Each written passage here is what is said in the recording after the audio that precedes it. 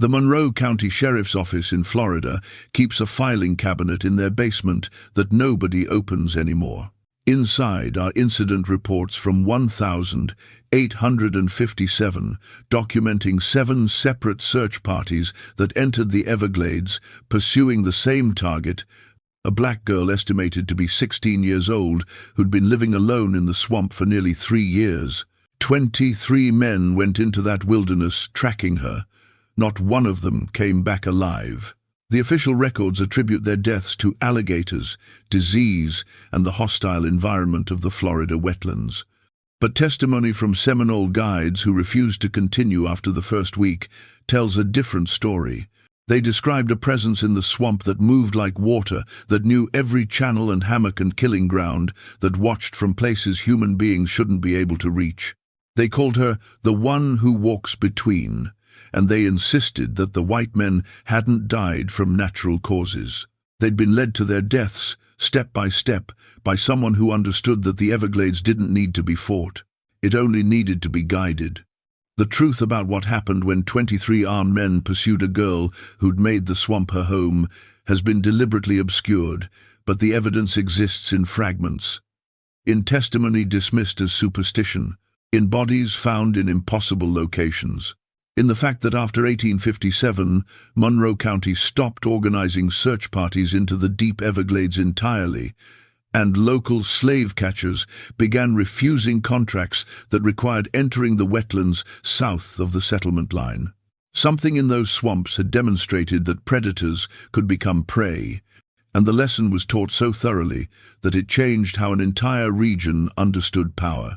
Before we dive deeper into this disturbing historical mystery, if stories like this fascinate you, the kind of buried American history that challenges everything we thought we knew about survival and resistance, subscribe to this channel and turn on notifications so you never miss these dark narratives.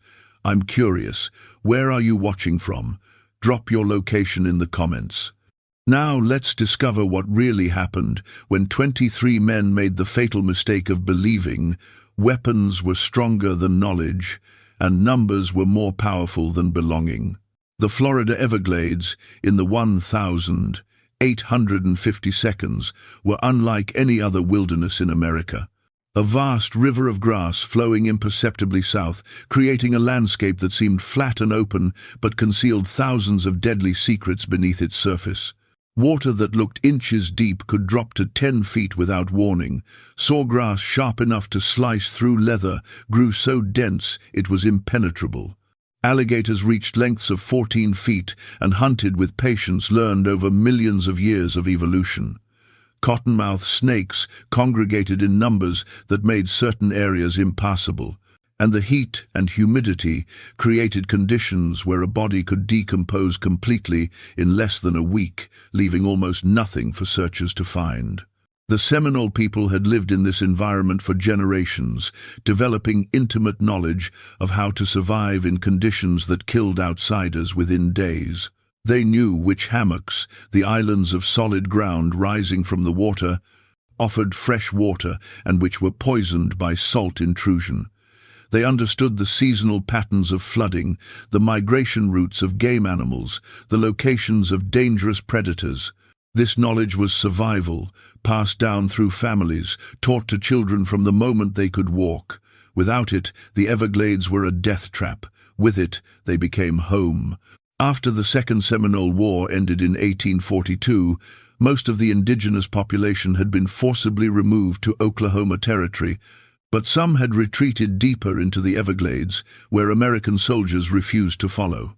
These holdouts maintained small communities in the most inaccessible regions, living in ways that had sustained their ancestors for centuries.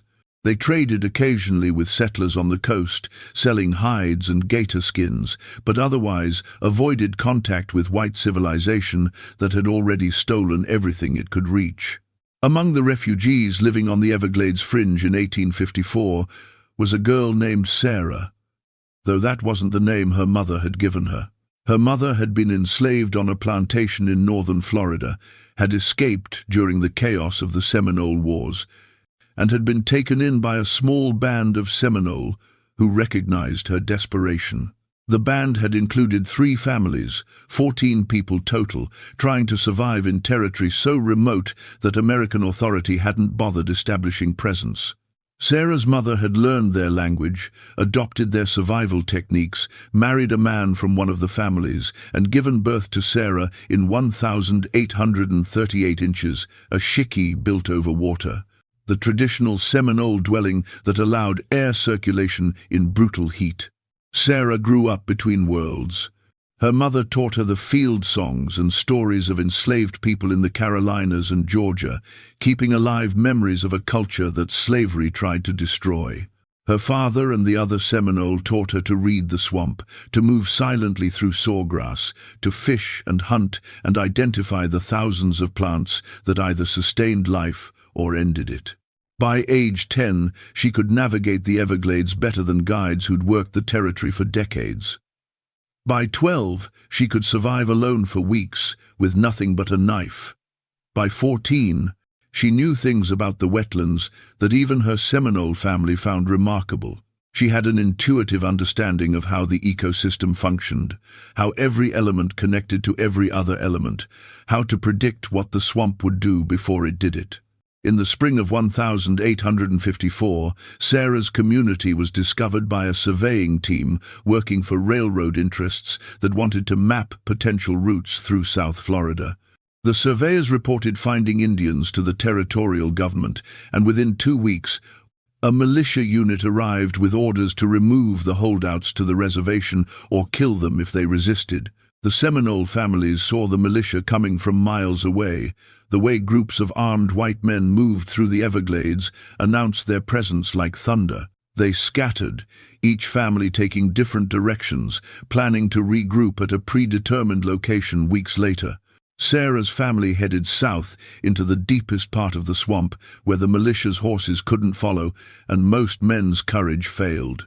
The militia pursued for 3 days before giving up on Sarah's family, but on the 3rd day, they encountered another problem. One of their members, a young soldier named Thomas Webb, had developed fever from drinking contaminated water. His condition deteriorated rapidly, and the commanding officer made the decision to return to the settlement rather than watch Webb die in the swamp. As they were preparing to carry Webb out, Sarah's father made a choice that would doom his family. He approached the militia camp alone, unarmed, and offered to guide them back to navigable waterways if they would leave his family in peace.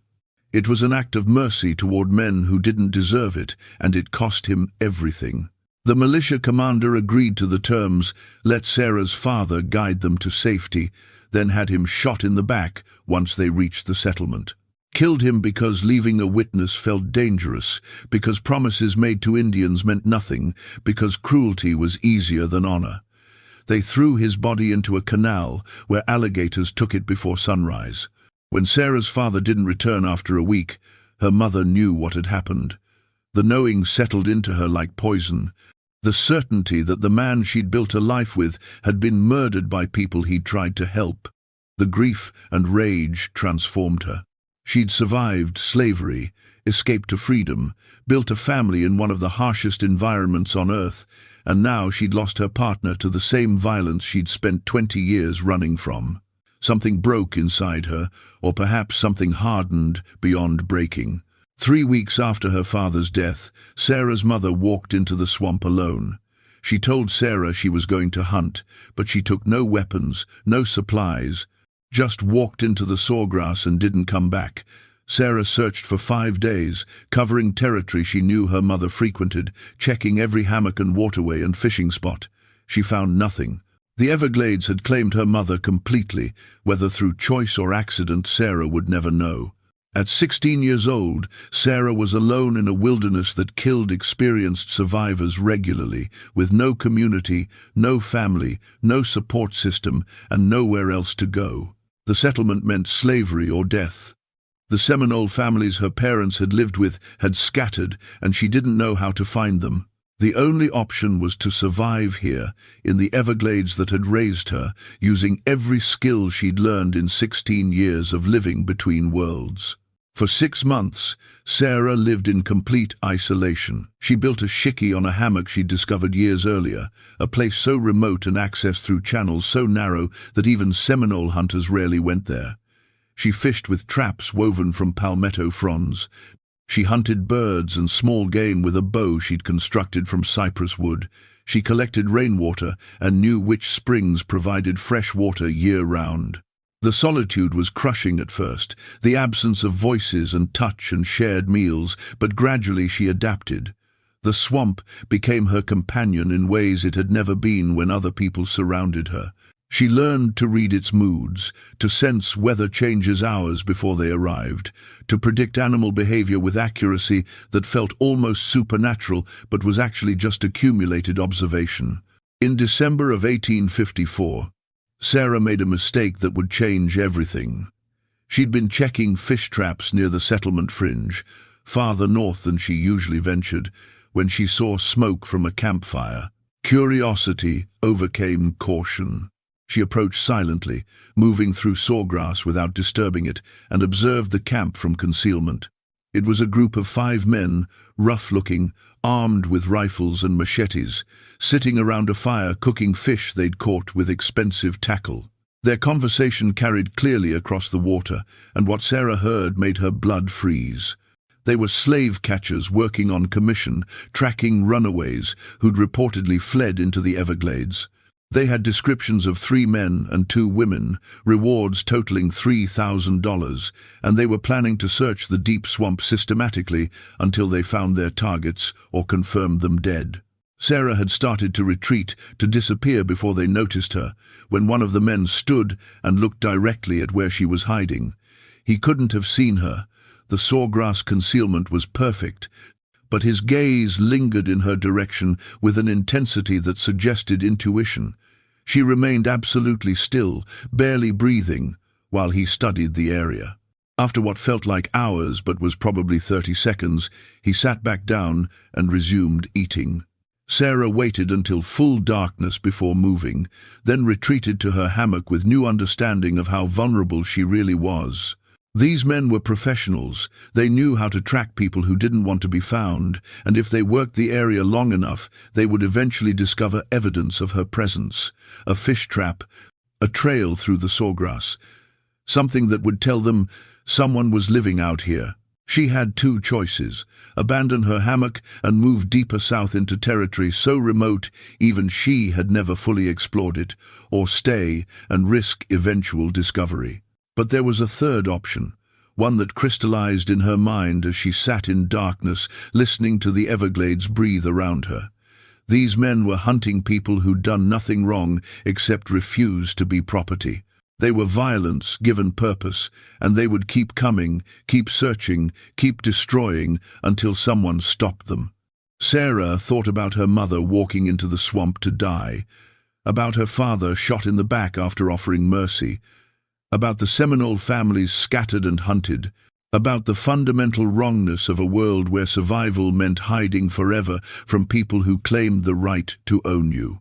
The third option was to make them afraid to come here, to teach them that the Everglades belonged to people who understood it, and intruders paid prices they couldn't imagine.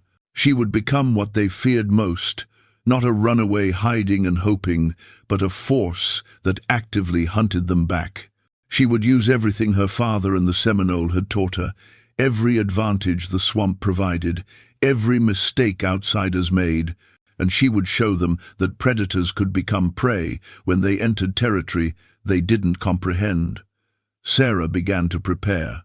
The first slave catcher disappeared on January 9th, 1855.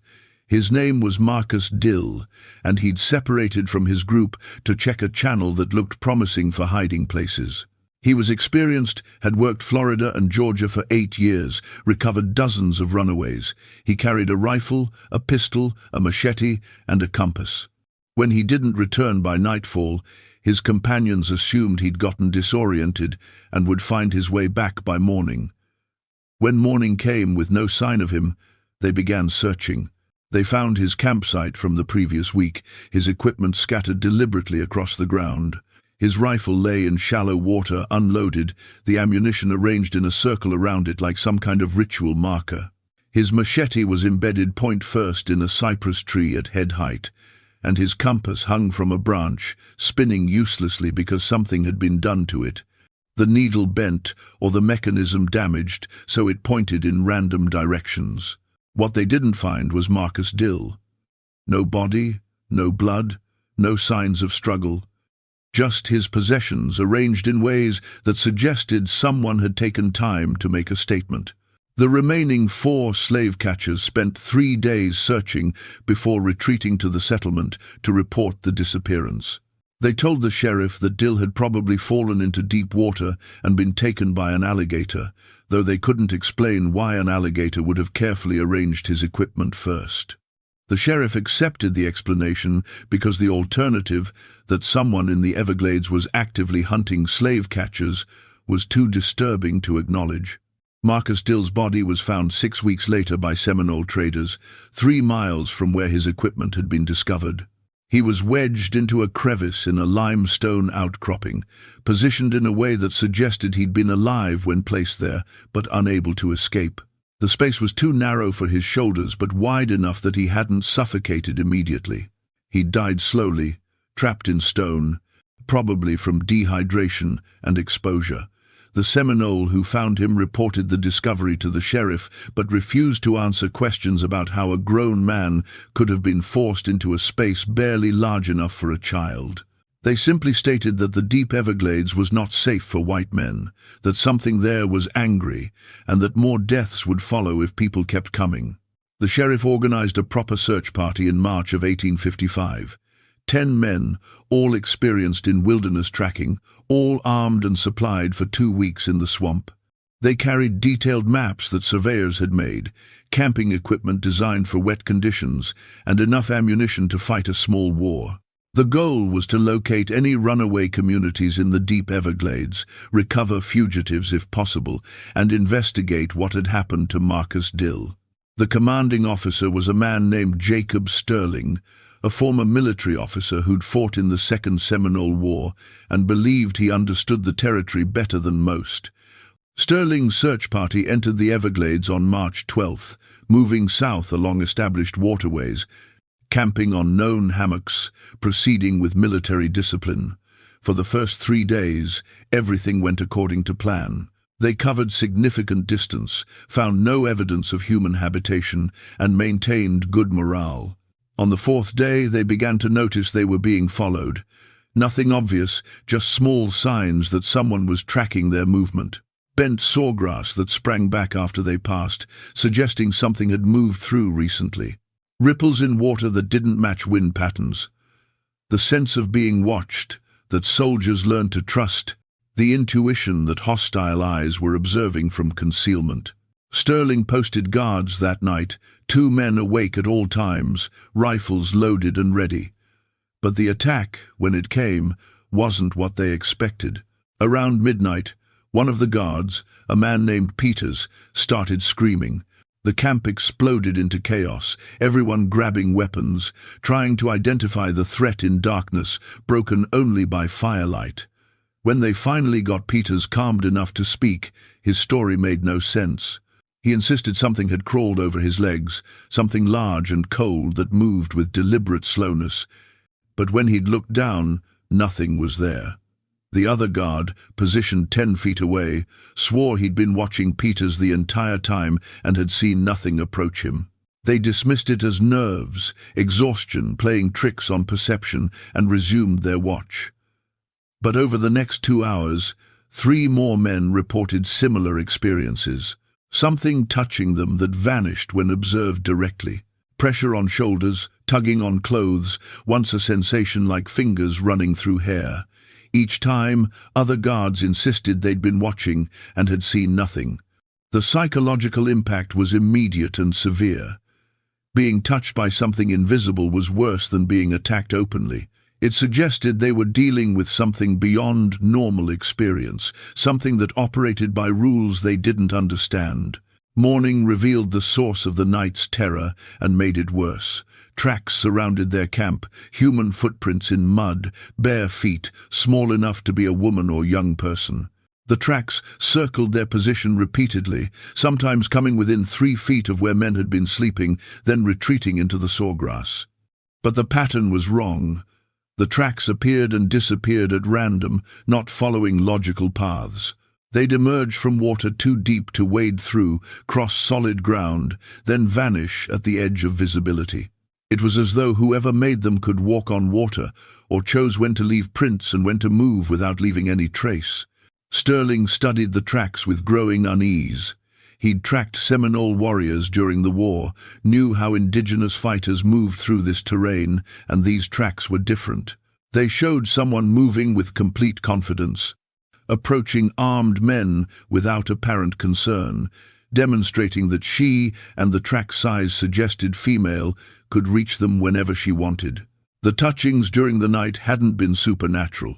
They'd been a woman moving among them in darkness with such skill that even alert guards hadn't detected her until she chose to be felt. 2 men asked to return to the settlement that morning. Sterling refused, pointing out that they had a mission to complete, and retreating after one unsettling night would make them laughingstock. The men stayed, but their enthusiasm was gone, replaced by watchful fear that made them jump at bird calls and stare into the sawgrass as though expecting attack at any moment. They broke camp and continued south, but cohesion was already fracturing. The group that had entered the Everglades with military discipline was becoming a collection of frightened individuals who happened to be traveling together. That afternoon, they found the first message. Carved into a cypress tree at the waterline were symbols none of them recognized. Not English letters, not Seminole markings they'd seen during the war, something else entirely. The carving was fresh, made within the past few hours based on the sap still weeping from the cuts. Below the symbols, at the tree's base, was an arrangement that made several men want to vomit. Animal bones, small creatures, birds and rodents, arranged in a pattern that might have been decorative or might have held meaning they couldn't interpret. And in the center of the bone arrangement was a piece of cloth torn from Peters's shirt, the man who'd screamed first the previous night. He insisted his shirt was intact, but when they checked, there was a strip missing from the back hem that he hadn't noticed being taken. Sterling ordered them to keep moving, to not let psychological warfare slow their progress, but his authority was weakening with every strange discovery. By evening, they'd found 3 more trees bearing symbols, each accompanied by bone arrangements that grew more elaborate. The final one included a human skull, old and weathered, that might have been from the burial site of Seminole ancestors, or might have been something else entirely. One of the men, a tracker named Williams, who'd been particularly confident 3 days ago, stated flatly that he was done. He would return to the settlement with or without the group. He would risk traveling alone rather than stay another night in territory where something was deliberately terrorizing them. Sterling pulled his pistol and told Williams that desertion during an official expedition would result in criminal charges. Williams stared at him with hollow eyes and said something that would be remembered and repeated for years afterward. "Charge me if I live long enough to reach a courthouse. I'll take my chances with the law over whatever's out here collecting pieces of us." He walked north into the sawgrass without supplies or weapons, simply started walking and didn't look back. Sterling let him go, understanding that shooting one of his own men would complete the morale collapse that was already underway. They made camp that night on a hammock barely large enough for the 9 remaining men, huddled together in a space that felt more like a trap than shelter. They built the fire larger than necessary, wasting fuel to push back darkness that seemed to press in from all sides. Guards were posted in rotation, but nobody slept. They sat with rifles across their laps, watching the perimeter, starting at every sound the Everglades produced. And the sounds were constant and wrong. Normal swamp noises, frogs and insects and water movement, but also things that didn't fit.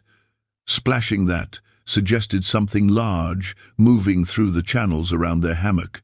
whistling that might have been wind through the sawgrass, or might have been someone mimicking bird calls with subtle variations that set teeth on edge, and voices, or what sounded like voices, whispering in languages they didn't understand, carrying across the water from no identifiable direction. Around midnight, they heard Williams screaming. The sound came from the north, from the direction he'd walked hours earlier, close enough that they could hear the words. He was begging, not for mercy from a person but from the swamp itself, pleading with the Everglades to let him go, promising he'd never come back if he could just reach the settlement. His screams went on for what felt like hours, but was probably minutes, then stopped with the kind of abruptness that suggested his voice had been cut off, rather than fading naturally. No one spoke about what they'd heard. They sat in silence, understanding that Williams was dead, that retreating alone was apparently not safer than staying with the group, that whatever was out here could reach them regardless of their decisions. Sterling's face showed no emotion in the firelight, but his hands shook when he tried to light his pipe. The other men watched their surroundings with the glazed expressions of people pushed beyond normal fear into a state where the mind simply stops processing horror as anything unusual. Dawn brought no relief. They found William's body 50 yards from their camp, floating face down in shallow water. His back bore scratches that formed patterns, deliberate marks that couldn't have been accidental. The scratches looked like the symbols they'd seen carved in trees, as though someone had used him as a canvas to write a message in a language they couldn't read. His eyes were open, his face locked in an expression of such complete terror that 2 of the remaining men vomited when they saw it. He died within shouting distance of the camp, and none of them had considered trying to help him because they'd all understood instinctively that going into the darkness meant joining him in death. Sterling made the decision to abort the expedition. They would return to the settlement immediately, traveling together, moving as quickly as the terrain allowed. But when they tried to retrace their route, they discovered that the channels they'd used to travel south had changed. Waterways that had been navigable 4 days ago were now blocked by sawgrass, so dense it seemed impenetrable. Hammocks they'd camped on were now underwater, submerged by seasonal flooding that shouldn't have happened so quickly. The maps the surveyors had made were useless because the landscape they depicted no longer matched reality. They were lost, 8 men with military training and expensive equipment, disoriented in a wilderness that shifted around them like something alive. And somewhere in that wilderness was someone who knew exactly where they were, who'd been tracking them since they entered the Everglades, who understood how to use the terrain as a weapon in ways they couldn't begin to comprehend. Someone who'd gone from being hunted to being the hunter, and was demonstrating with terrifying clarity that she had no intention of letting them leave alive. For 2 days, Sterling's group wandered through the Everglades trying to find routes north that remained passable. They'd move for hours in what they believed was the right direction, only to encounter water too deep to cross or sawgrass walls that tore through their clothing and skin when they tried to push through. Each obstacle forced them to backtrack and try alternate routes, burning energy and supplies while making no real progress towards safety. The terrain was conspiring against them in ways that seemed almost intentional, as though someone who knew the seasonal patterns and water flows was deliberately guiding them into dead ends. On the 3rd day of attempted escape, they found evidence that confirmed their worst suspicions. On a hammock they'd been forced to use as a rest point, they discovered a cache hidden beneath palmetto fronds. Inside were supplies that had belonged to Marcus Dill, the first slave catcher who disappeared in January. His knife, his tobacco pouch, a journal he'd kept with daily entries that ended abruptly on January 9th. But mixed with Dill's possessions were items from their own group, a canteen belonging to Peters, an ammunition pouch that had gone missing from one of the boats 2 days earlier, a shirt that had been stolen from their camp the first night. The items were arranged carefully, almost reverently, and the message was clear. She'd been collecting from them since before they even knew she existed, had been planning this for months, preparing for the moment when more men would come looking for Dill, and she'd have the opportunity to demonstrate what happened to people who hunted in her territory. Beneath the arranged items was something more disturbing. A map, hand-drawn on bark, showing the Everglades in detail that rivaled professional surveys. The map marked hammocks, channels, seasonal flooding patterns, places where water was too deep, areas where alligators congregated, and marked in charcoal were their movements over the past 6 days. Every camp they'd made, every wrong turn they'd taken, every backtrack forced by impassable terrain. The map showed they'd been traveling in a gradually tightening spiral, moving in patterns that felt like progress, but actually kept them contained in a relatively small area. She'd been herding them like livestock, using their own desperation to escape to guide them exactly where she wanted them. Sterling studied the map with the expression of a man watching his entire worldview collapse. He was a military officer, trained in tactics and strategy, accustomed to being the predator in any wilderness scenario. But this map proved he'd been outmaneuvered from the start by someone who understood the terrain so intimately that she could predict his decisions before he made them, could use his training against him, knowing that military thinking would lead to certain choices that she could exploit. He'd believed they were hunting a runaway girl. They were actually prey being systematically driven towards some conclusion she'd already planned.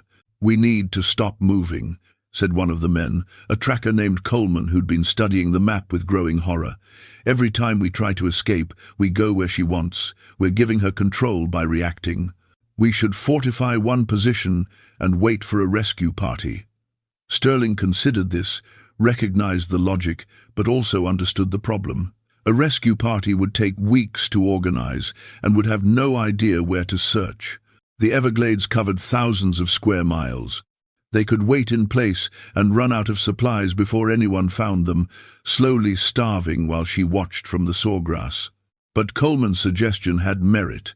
Movement was clearly playing into her strategy, so staying still might disrupt whatever she'd planned. Sterling ordered them to make permanent camp on the largest hammock in the area, a piece of solid ground, maybe 40 yards across, with clear sightlines in all directions. They would ration their supplies, post constant watch, and survive long enough for rescue or for her to make a mistake they could exploit. It was defensive thinking born of desperation, but it was the only strategy left that didn't involve walking exactly where she wanted them to go. They spent the afternoon reinforcing their position, cut down sawgrass around the hammock's perimeter to improve visibility, set up shelters using their canvas tarps, organized their remaining ammunition and weapons for easy access, posted guards in 4 directions with overlapping fields of vision so nothing could approach unobserved.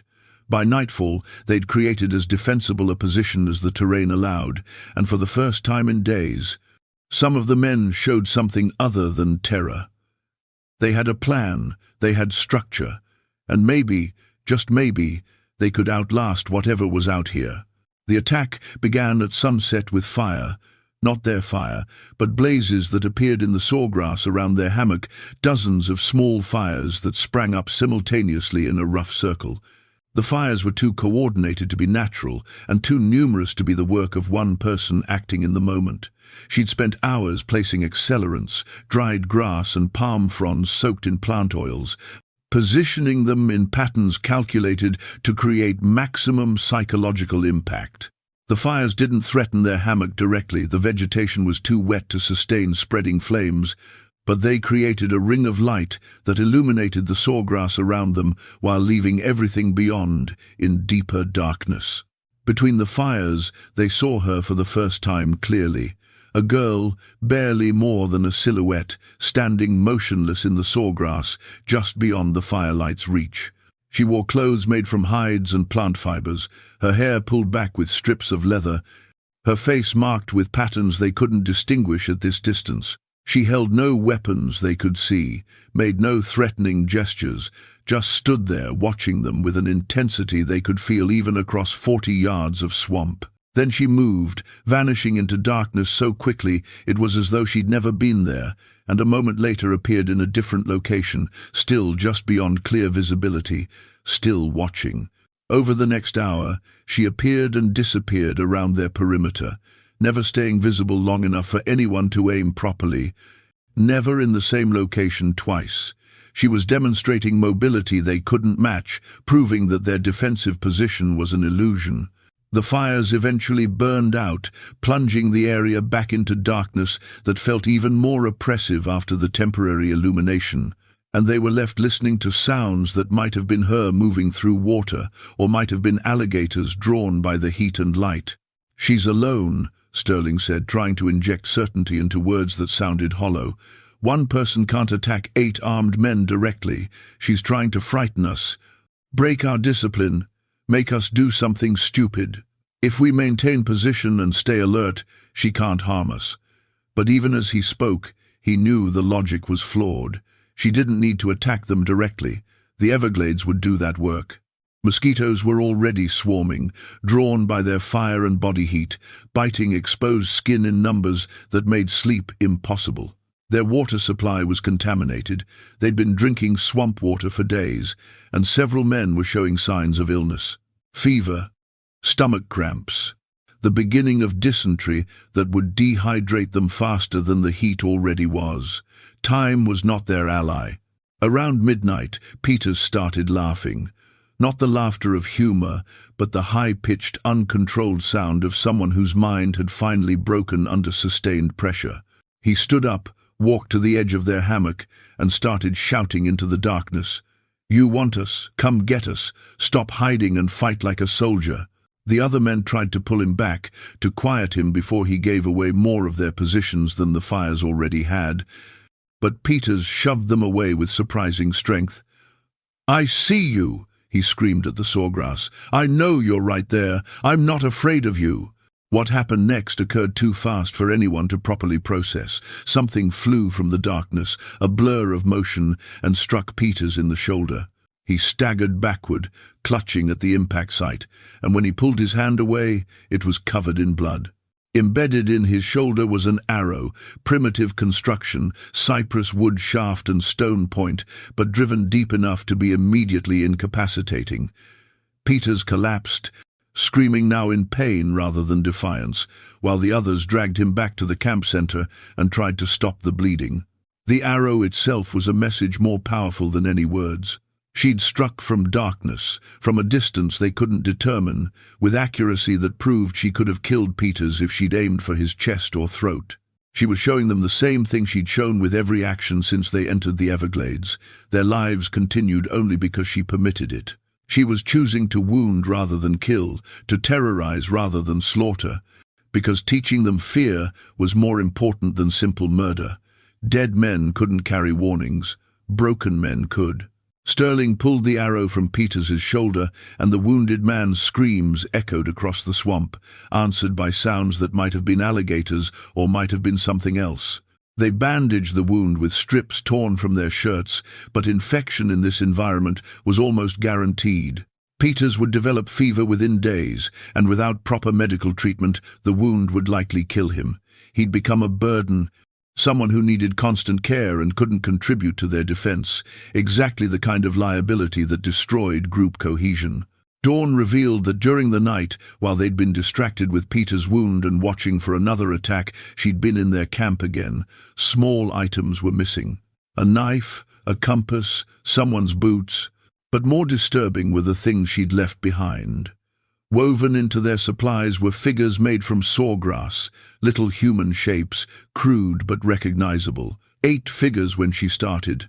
Now only 7 remained, and one of those 7 had a red stain on it, marking Peters and his injury. The symbolism was impossible to miss. She was keeping count, marking them off as they fell, and the remaining figures represented choices she hadn't yet made. "We can't stay here," Coleman said flatly. "She's proven she can reach us whenever she wants. Defending this position is suicide."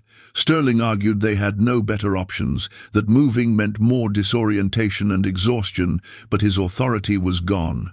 The men were looking at each other with the expressions of people calculating survival odds that had nothing to do with official chain of command. They were becoming a mob, individual animals more likely to scatter than hold together, and Sterling couldn't stop the disintegration because he felt the same terror they did. They abandoned the hammock at mid-morning, carrying Peters between them, trying once again to find routes north. But the Everglades had changed overnight in ways that shouldn't have been possible. Channels they'd scouted the previous day were now choked with vegetation that looked weeks old. Hammocks had shifted positions, or perhaps they were simply so disoriented that they couldn't recognize landmarks anymore. The sawgrass seemed taller, denser, more alive with hostile purpose. They struggled forward, making perhaps half a mile in 6 hours, Peter's groans of pain marking their progress like a drumbeat announcing their location to anything that cared to listen. That afternoon, Coleman simply disappeared. One moment he was walking point, testing ground ahead for solid footing. The next moment he was gone. No splash, no scream, no sign of struggle. The man behind him insisted Coleman had been visible, had taken 2 steps forward, then vanished as though the earth had opened and swallowed him. They searched the immediate area frantically, probing water with poles, calling his name, but found nothing. The water where he'd disappeared was only 2 feet deep, tested and confirmed, yet Coleman was simply gone as though he'd never existed. They found him an hour later, purely by accident, when one of the men happened to look up. Coleman's body hung from a cypress tree 20 feet above the water, suspended by ropes woven from plant fiber, positioned so he was barely visible against the grey-brown bark and hanging moss. His eyes were open, his face frozen in an expression of complete confusion, and his neck bore marks, suggesting he'd been strangled before being hauled into the canopy. The logistical impossibility of what they were seeing was almost worse than the death itself. She was a girl, maybe 16 years old, certainly not large or physically powerful by conventional measures. Yet she'd somehow overpowered a grown man, killed him silently while others walked nearby, and lifted his body 20 feet into a tree using leverage and technique they couldn't begin to understand.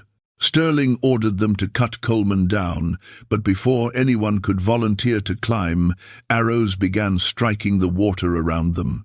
Not aimed to hit, but close enough to send spray across their legs, demonstration shots proving she had them in her sights and could strike any time she chose. They retreated from Coleman's body, leaving him hanging as a grim marker, and the psychological impact was immediate and total. 3 men now, Peters wounded and barely conscious, Sterling clinging to authority nobody respected, and 6 others whose faces showed they were each calculating individual survival chances that had nothing to do with the group. That night, they didn't make camp. They simply collapsed where exhaustion took them, too tired to post guards or build fires or organize defense. They lay in shallow water on a mud bank, barely large enough for 8 bodies, staring up at a sky they couldn't see through the cypress canopy, listening to Peters's labored breathing and the endless sounds of predators moving through darkness. Somewhere in that darkness was a girl who'd transformed from prey to nightmare, who'd used their confidence against them, who'd demonstrated that knowledge of environment was worth more than all their weapons combined. Sterling spoke into the darkness, not addressing his men but speaking to her, knowing she was close enough to hear. "What do you want?" His voice cracked with exhaustion and fear. "You've proven your point. You've killed 3 of us. Let the rest go, and we'll tell everyone to stay out of the Everglades. We'll make sure no one comes looking for runaways here again. Just let us live." The response came from somewhere above them, from the trees, a voice that was young and female and carried across the swamp with perfect clarity. "You came here looking for people who'd done nothing wrong. You came here to drag them back to slavery. You came here believing you owned this land, owned these waters, owned any human being you could catch. I didn't kill 3 of you. The swamp killed them because they didn't belong here. Because they came with weapons instead of knowledge, with hate instead of respect. I just made sure they found what was already waiting for them." "How many more?" Sterling asked, and now his voice was pleading. "How many more have to die before you're satisfied?" Sarah's voice came from a different location now, moving through the canopy as easily as they moved on the ground, maybe more easily. I'll be satisfied when the last of you walks out of here, understanding what you tried to do, carrying a message that will keep others from making the same mistake. When white men learn that this isn't their land to invade, their people to capture, their world to control. Some of you will deliver that message.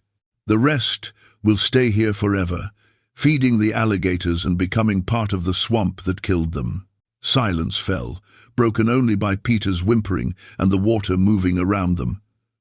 They'd come hunting a runaway girl, and they'd found something they had no framework to understand.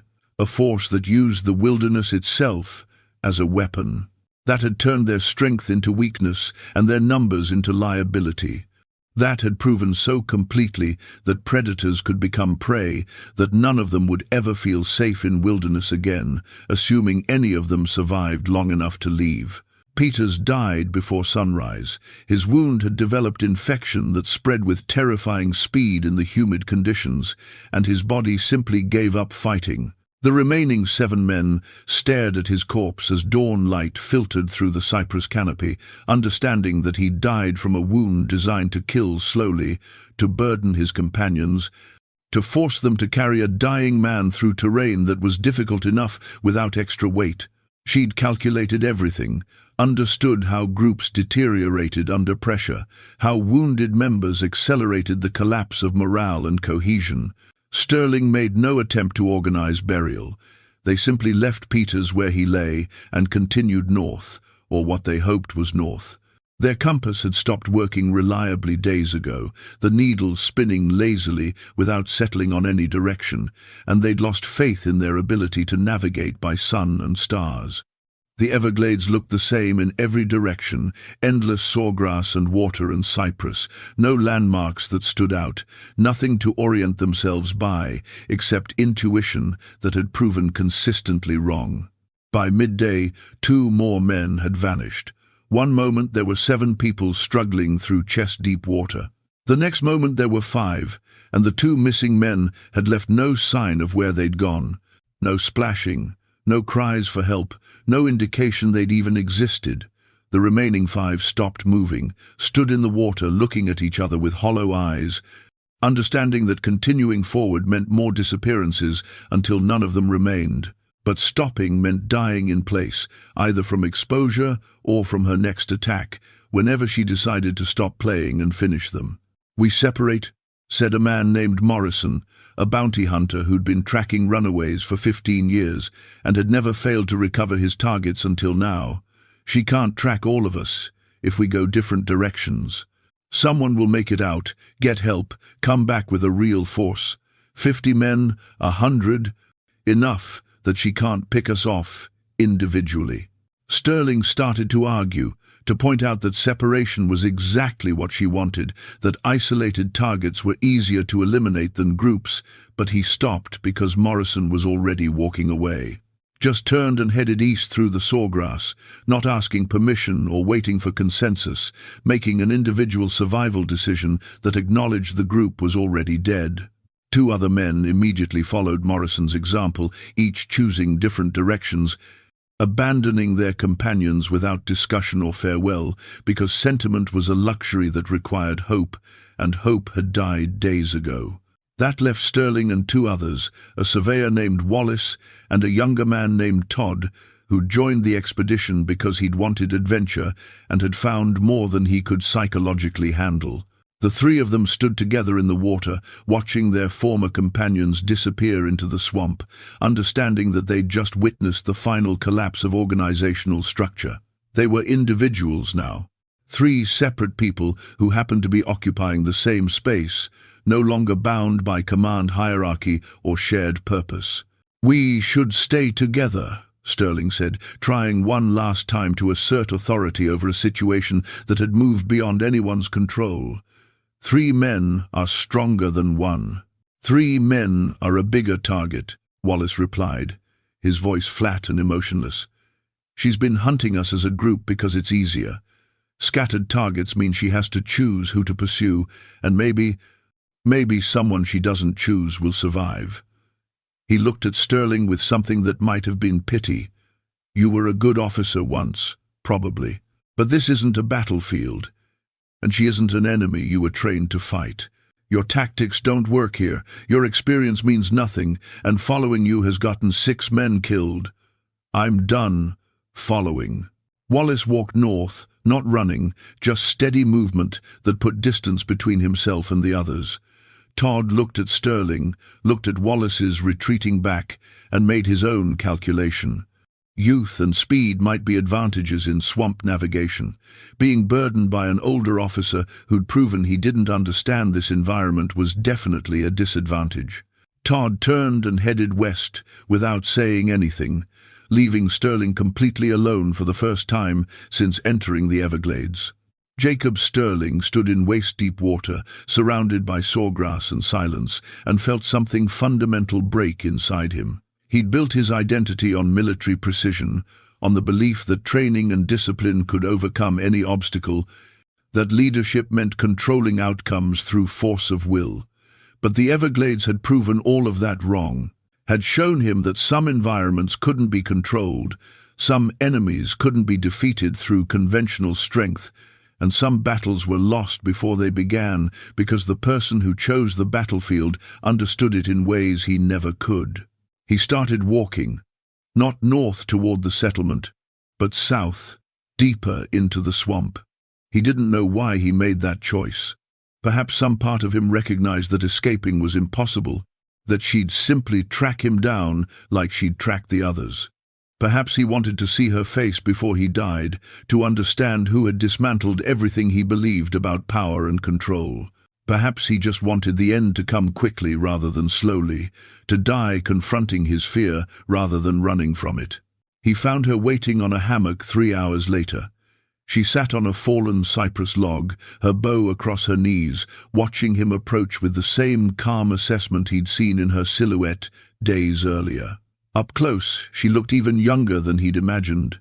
A girl who should have been learning domestic skills or preparing for marriage, not hunting grown men through wilderness that killed professionals regularly. But her eyes were ancient, carrying knowledge accumulated over 16 years of learning to survive in an environment that offered no mercy to mistakes. Sterling stopped 10 feet away, close enough to see the details of her face, the patterns drawn in plant dye on her cheeks, the scars on her hands from years of work that white women would never experience. He was still armed, could have raised his rifle and fired, but he understood with absolute certainty that he wouldn't get the shot off before she buried an arrow in his chest. And more importantly, shooting her wouldn't change anything. The Everglades would still be here, still hostile to people who entered without understanding, and his death would still come from the environment rather than her violence. "They'll send more," he said finally, his voice hoarse from days of shouting and fear. "When we don't return, they'll organize a real expedition. 50 men, 100, people who know how to fight in swamps. You can't kill everyone." Sarah studied him silently for a moment, then spoke with the confidence of someone stating simple facts rather than making threats. "Let them come. I know this swamp better than I know my own heartbeat. Every channel, every gator hole, every plant that feeds and every plant that poisons.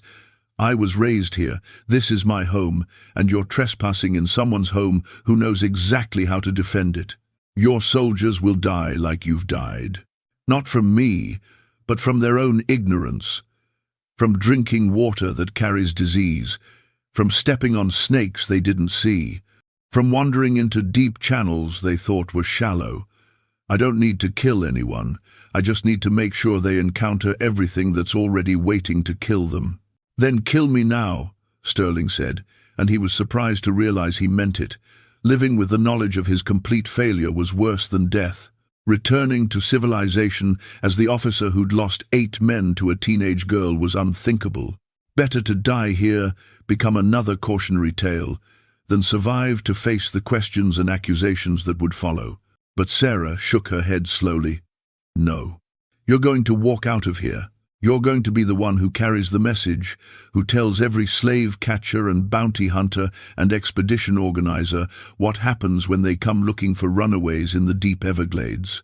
You're going to spend the rest of your life remembering that a black girl you dismissed as property understood this wilderness better than you'll ever understand anything.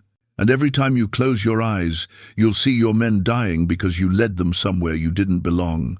She stood, gestured north with her bow, and her voice carried an edge that made clear this was not mercy, but calculated cruelty. "Walk. Follow the channel that runs northwest from here. Stay in the water where it's knee-deep or less. Avoid the hammocks with the red flowers. They're surrounded by cottonmouths. When you reach the fork where water splits 3 directions, take the leftmost channel. It will bring you to the settlement boundary in 2 days, if you don't stop to rest, and if you're lucky enough not to meet any gators who've decided you look like food." Sterling started to ask how she could simply let him go after everything that had happened, but she anticipated the question. "I'm letting you live because dead men don't talk. But the others?" "Morrison went east into territory where the water's too deep and the gators are too thick. He's already dead, probably, or will be soon. Wallace went north into channels that flood this time of year. He'll drown when the waters rise tonight.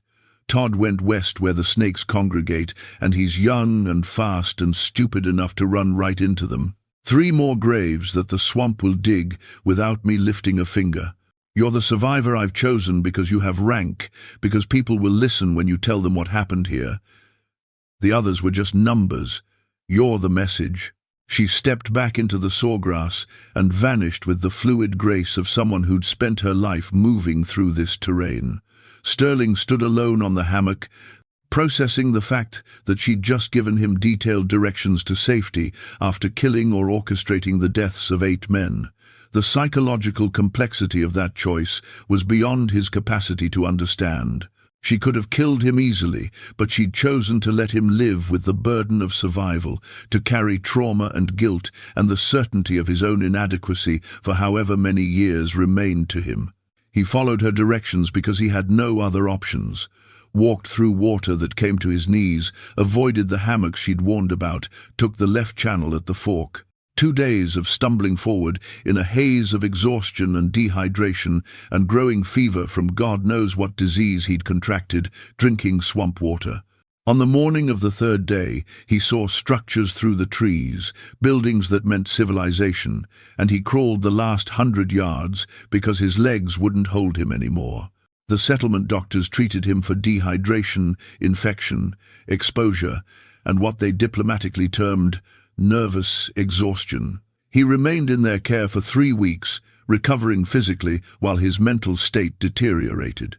He had nightmares every time he slept, waking up screaming about sawgrass, closing in and arrows flying from darkness, and a girl's voice explaining in perfect detail how his men would die.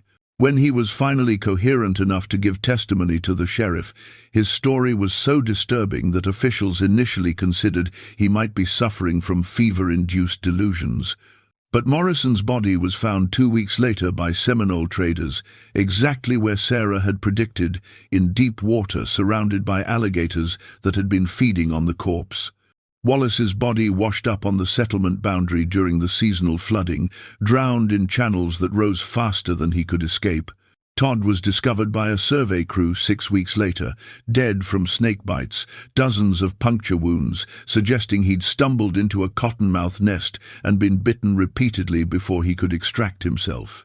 The bodies confirmed Sterling's testimony, but they also confirmed something more disturbing. Sarah had known exactly where each man would die, had predicted their fates with accuracy that suggested she understood not just the terrain, but human psychology well enough to anticipate which direction each man would choose when they scattered. She'd herded them like livestock, given them the illusion of choice, while ensuring every choice led to death except the one she'd permitted Sterling to make.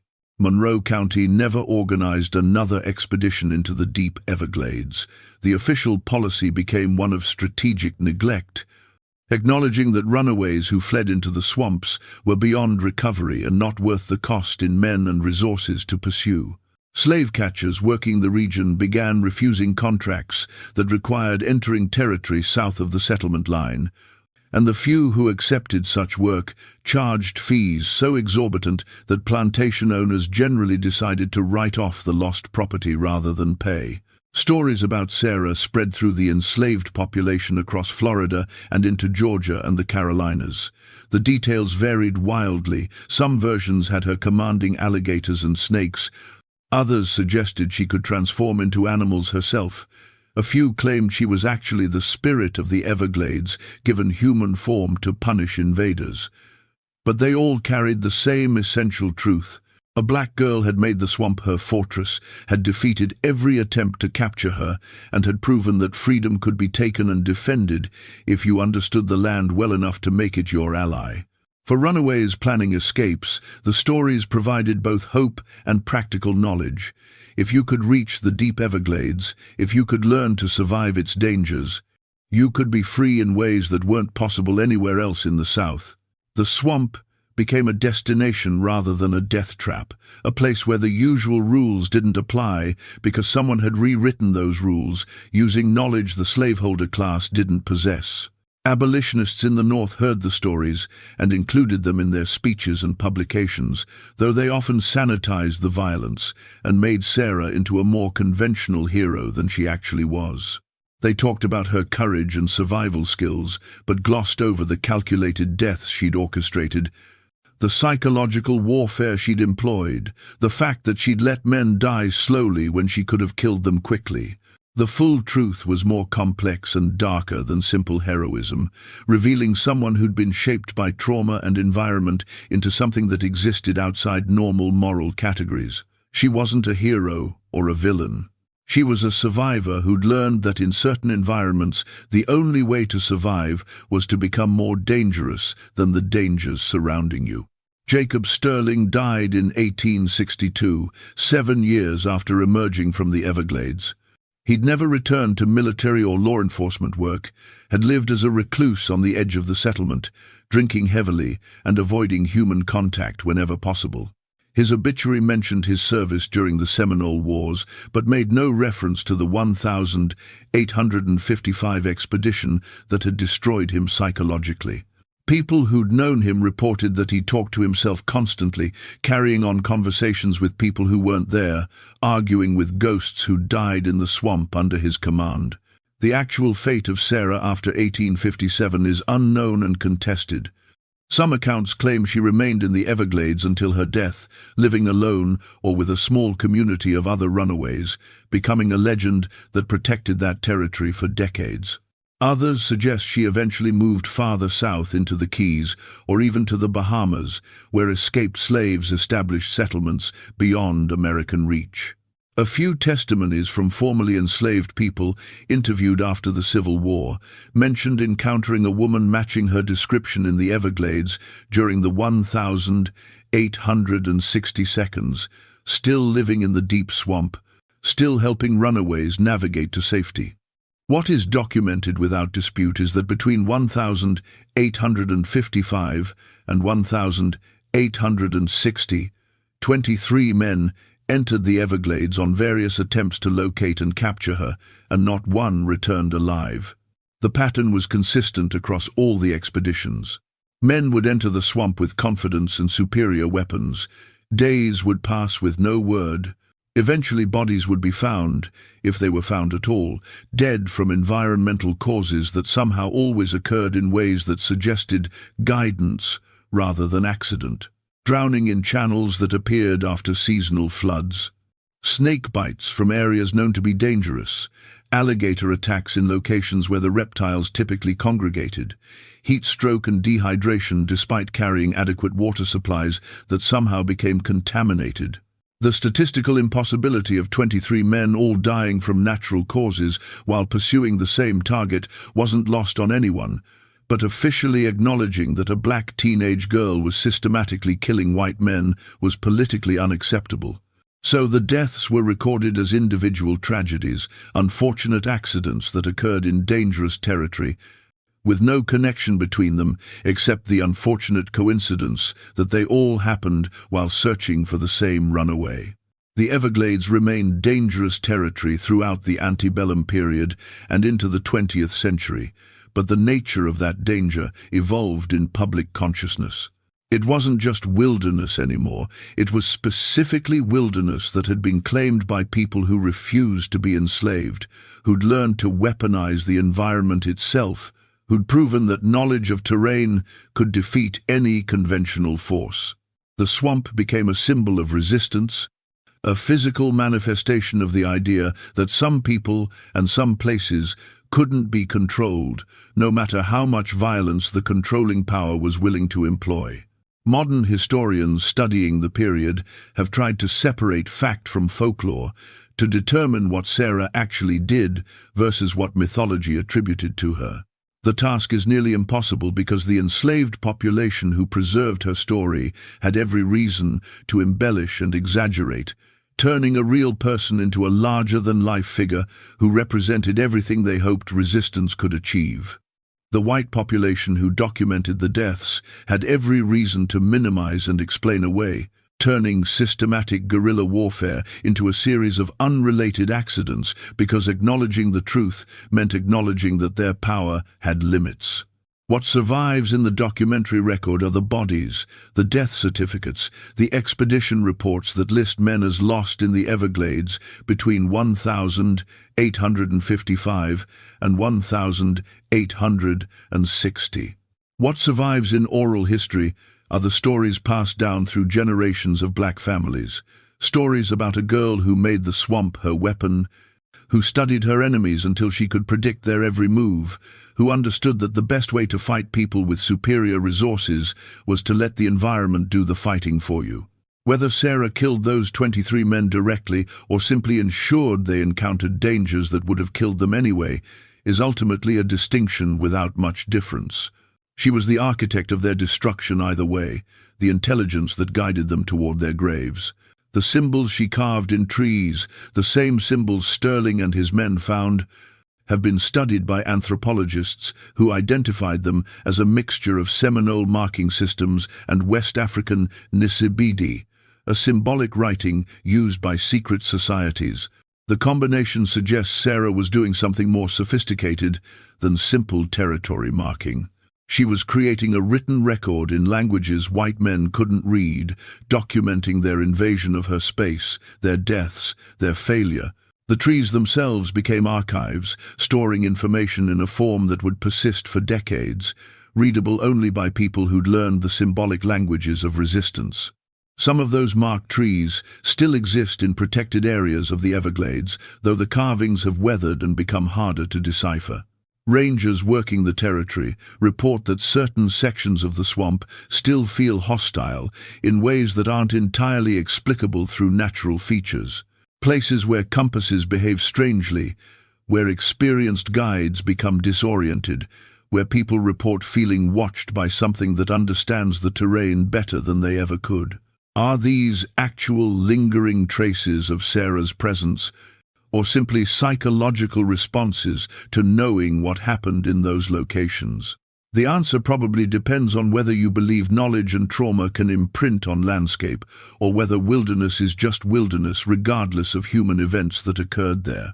What's undeniable is that Sarah's story, whether embellished or accurate in every detail, accomplished something remarkable. It provided a counter-narrative to the standard stories of slavery and resistance, showing that victory didn't require conventional military force or widespread uprising. Sometimes victory meant making yourself so dangerous in a specific territory that invaders learned to avoid that territory entirely. Sometimes power meant knowing your environment so completely that you could use it as both shield and sword. And sometimes the most effective resistance was psychological, breaking the enemy's will rather than their body, making them too afraid to return even if they survived the first encounter. If you found this story as compelling as I have researching it, this is exactly the kind of buried history we explore here on The Sealed Room.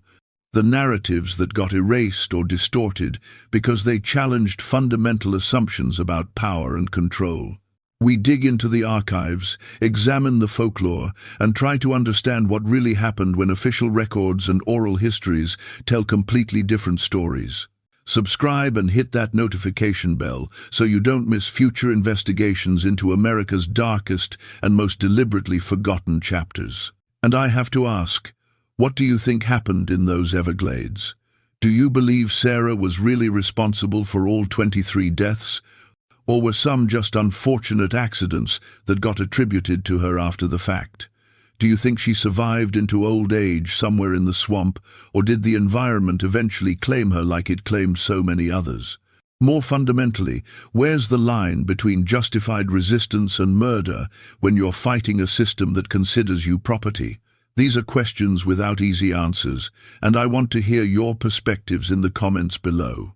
Think about what it means that a teenage girl with no formal military training managed to defeat multiple armed expeditions through nothing but superior knowledge of terrain and understanding of human psychology. Think about how that challenges our assumptions about what makes someone powerful or dangerous. And think about how many other stories like this might exist, buried in archives or preserved only in oral traditions, waiting for someone to examine them seriously rather than dismissing them as folklore. The Everglades keep their secrets well, but sometimes those secrets leak out in fragments, in bodies found in impossible locations, in testimony dismissed as fever dreams, in stories passed down through generations that carry truth even when the specific details have been softened or enhanced. Sarah might have been one person, or might have been multiple people whose actions got compressed into a single legend. She might have been exactly as dangerous as the stories claim, or might have been lucky enough to operate in territory so hostile that her enemies killed themselves through their own incompetence. But what's absolutely certain is that 23 men died pursuing runaways in the Everglades between 1855 and 1860. That their deaths were connected enough that Monroe County stopped organizing expeditions. That the slave-catching industry in South Florida effectively ended because the risk-reward calculation no longer made sense. And that somewhere in that swamp was knowledge that white authority couldn't overcome with any amount of weapons or determination.